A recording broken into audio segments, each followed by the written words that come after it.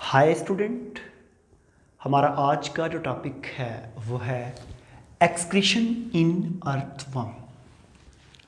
Student, excretion का आपको बहुत अच्छी तरह पता है कि एक्सक्रीशन जो है वो क्या होती है। एक्सक्रीशन जो है वो उसमें क्या क्या प्रोसेसेस होते हैं, क्या क्या मैकेनिज़्म होता है। तो ऐसे ही हम अभी अर्थवर्म को जो है वो डिस्कस करते हैं। तो मैं आपको एक चीज़ बताता जाऊं कि आप तमाम बच्चे जो हैं जो वीडियो को देख रहे हैं, आपको पता है कि अर्थवर्म क्या होता है। फेरिटीमा पोस्थोमा मेरे ख्याल में जो है मुझे याद आ रहा है कि इसका साइंटिफिक नेम है।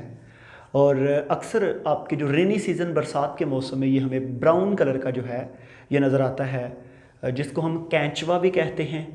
और हमारी जो इधर हमारी जो लोकल लैंग्वेज है उसमें हम उसको गंडोया या गंडोला भी कहते हैं। तो ये हमारे पास अर्थवर्म जो है, जब भी हम अर्थवर्म को डिस्कस करें तो आपका जो फाइलम एनालिडा से जो है ये अर्थवर्म बिलोंग करता है। तो मैं आपको एक चीज़ बताता जाऊँ स्टूडेंट के, मेरे पास इससे प्रीवियस लेक्चर जो प्लेन एरिया था, प्लेन एरिया में मैंने बताया था कि इसका एक्सक्रीटरी सिस्टम ट्यूबुलर होता है। अभी जो मैं पढ़ाने लगा हूँ उसका एक्सक्रीटरी सिस्टम भी ट्यूबुलर होता है। ओके स्टूडेंट, सबसे पहली बात यह है कि यहाँ पे एक वाज़ेह चीज़ लिखी है कि भाई जो हमारे पास अर्थवर्म का एक्सक्रीटरी सिस्टम है ना, वो भी आइडियल है, वो भी ट्यूबुलर है। वो भी क्या है? ट्यूबुलर। आपने एक चीज़ याद रखनी है कि ये हमारे पास अर्थवर्म की डायग्राम है। अगर आप यहाँ पे अर्थवर्म को देखते हैं, अर्थवर्म के यहाँ पे ना आपको पता है सेगमेंटेड बॉडी होती है। यहाँ पे लाइन है, लाइन है, लाइन है, लाइन है। मीन के बॉडी सेगमेंट में डिवाइड होती है, छोटे छोटे टुकड़ों में डिवाइड होती है। और हर उस टुकड़े को आपको पता है कि सेम सेगमेंट हों तो उनको हम कहते हैं मेटामेरिक स्ट्रक्चर। अब इनके अंदर जो इनका एक्सक्रीटरी सिस्टम है उसको बोलते हैं नेफ्रीडियम। और हर खाने के अंदर है, हर मैटा के अंदर होता है, तो उसको क्या बोलते हैं? मेटानेफ्रीडियम।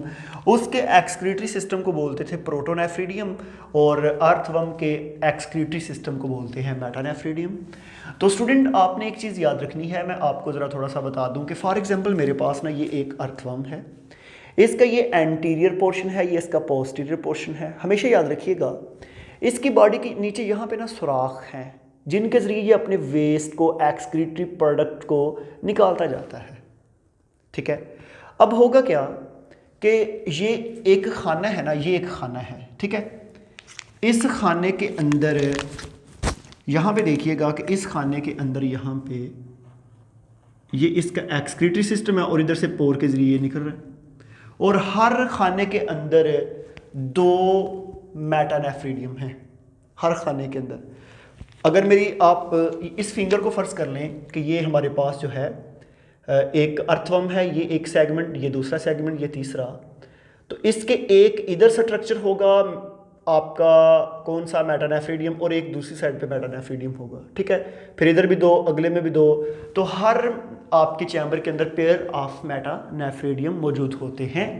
तो यहाँ पे स्टूडेंट आपको मैं एक चीज़ बताता जाऊँ कि जब भी हम अर्थवर्म को देखते हैं तो हर चैम्बर के अंदर ना ऐसे इसका मेटानेफ्रीडियम है। अगर आपने एक चीज़ गौर की हो, अगर मैं इस मेटानेफ्रीडियम को दिखाऊं, पहले वाले को, अगर आप पहले वाले को स्टडी करें तो पहले वाले मेटानेफ्रीडियम का जो आधा हिस्सा है ना वो अगले चैम्बर में है, बाकी रिमेनिंग जो है पिछले चैम्बर में है। समझ आ रही है? इसी तरह अगले वाला जो है इसका फ्रंट वाला पोर्शन अगले चैम्बर में है, बाकी का बाकी हिस्सा पिछले चैम्बर के अंदर है। कैसे? अगर यहाँ पे आपको नहीं नज़र आ रहा तो हम इसको बड़ा करके आपके साथ डिस्कस करते हैं। ओके स्टूडेंट, मैंने क्या किया कि इस अर्थवर्म का ना इतना सा क्रॉस सेक्शन कर लिया। मेरे पास ये एक चैम्बर है, ये अगला चैम्बर था और ये इससे प्रीवियस चैम्बर था, ठीक है। हमने क्या किया कि ये जो इसका रेड कलर वाला सिस्टम है ना, इसको हम इसका एक्सक्रीटरी सिस्टम कहते हैं। और ये एक्सक्रीटरी सिस्टम भी ट्यूबुलर है, ये अंदर ओपन नहीं होता। सबसे पहली बात ये है कि अगर आप इस रेड कलर वाले सिस्टम को देखें तो सबसे पहला पोर्शन ये है जिसको हम बोलते हैं नेफ्रोस्टोम। ओके, अब ये जो नेफ्रोस्टोम है ना वो क्या करता है कि इस चैम्बर के अंदर से जितना भी वेस्ट है, ठीक है, इस चैम्बर का तमाम वेस्ट अपने नेफ्रोस्टोम के जरिए अंदर ऑब्जर्व करेगा।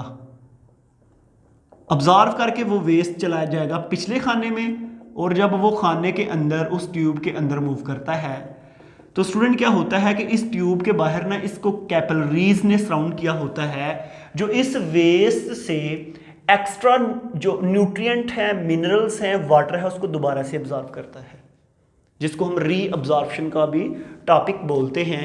तो यहाँ पे आपने ये देखना है कि ये इस चैम्बर के दूसरी साइड पे भी एक इसी तरह सिस्टम लगा हुआ और वो भी ऐसे ही खींच रहा है। समझ आ रही है? फिर ये अब देखिएगा, मेरे पास इस चैम्बर का वेस्ट कौन इकट्ठा करेगा? पीछे वाला नेफ्रोस्टोम। ये देखिए नेफ्रोस्टोम, और इस तरह जो है ये इधर और इधर सुराख के जरिए बाहर निकाल रहा है, जिसको हम क्या बोल रहे हैं? नेफ्रीडियोपोर। तो सब नेफ्रोस्टोम की समझ आ गई है कि हमारे पास नेफ्रोस्टोम जो है उसके ऊपर छोटे छोटे बाल होते हैं जो वेस्ट को इकट्ठा करते हैं, और इकट्ठा करके जब इकट्ठा हो जाता है तो उसको पिछले खाने से जो है नेफ्रीडियोपोर के जरिए बॉडी से निकाल देते हैं, और इधर से जितना भी वेस्ट इकट्ठा होगा जिस फ्लूइड से, उसको हम क्या बोलते हैं? Coelomic fluid. और इसके बाहर जो कैपिलरीज होती हैं उसको हम क्या बोलते हैं? Network of capillaries. अब इसको जो नेटवर्क ऑफ कैपिलरीज जितनी भी इसको सराउंड कर रही हैं वो इसके अंदर से बेसिकली री अब्जॉर्प्शन करती हैं, और जब इसके अंदर से री अब्जॉर्प्शन होती हैं तो वो तमाम का तमाम वेस्ट जो इस ल्यूमन के अंदर मूव कर रहा है, क्योंकि आपको पता है किसी नाली के अंदर वाले एरिया को ल्यूमन कहते हैं, इसके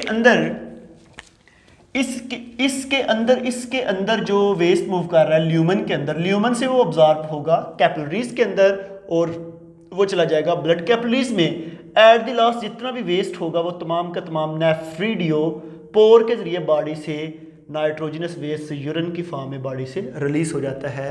तो ऐसे याद रखिएगा, ये वाले नेफ्रोस्टोम ने इधर वाले वेस्ट को इकट्ठा किया, इसने अगले वाले को किया, इसने अगले वाले को किया और इसने अगले वाले को किया, और हर चैम्बर के अंदर कितने आपके पास मेटानेफ्रीडियम होते हैं? 2। ओके, तो ये था हमारे पास छोटा सा टॉपिक एक्सक्रीशन इन अर्थवर्म। तो हम इसको स्टूडेंट कंप्लीट करते हैं, मिलेंगे नेक्स्ट वीडियो में। आज के लिए थैंक यू।